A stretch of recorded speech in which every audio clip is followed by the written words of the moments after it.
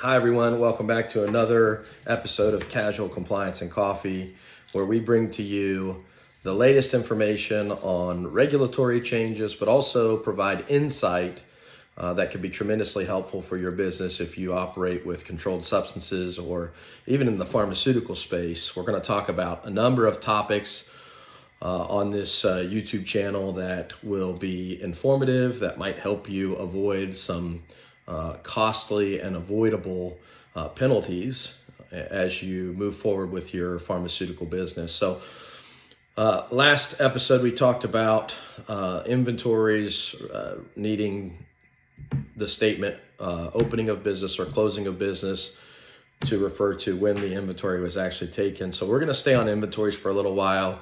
Today I wanted to talk briefly about the initial inventory. So that's not to be mistaken with the biennial inventory. That's a separate thing. The initial inventory is an inventory that you take upon engaging in business, whether that's manufacturing, distribution, or dispensing of controlled substances. The Code of Federal Regulations, Title 21, 1304, 11. This is B, talks about the initial inventory and says that if you're going to manufacture, distribute, or dispense controlled substances on the day that you engage in that activity, you need to take an initial inventory. So if you're thinking about starting into the pharmaceutical business and you're pursuing a DEA registration to be able to handle controlled substances in distributing, manufacturing, or dispensing, you need to do an initial inventory.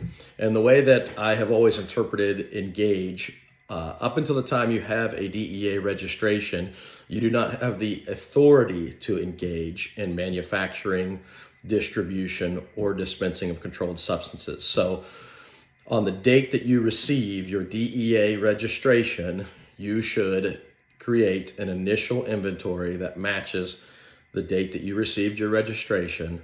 And on that inventory, you will record zero inventory, because at the time that you engage, it is unlikely that you would have any controlled substances because you were not previously authorized to order or possess those controlled substances. So in doing the zero inventory, make sure you follow the same formatting requirements for inventories.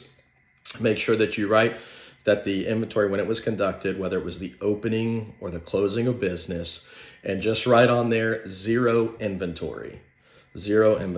And that way you've met the requirement of the initial inventory per the Code of Federal Regulations.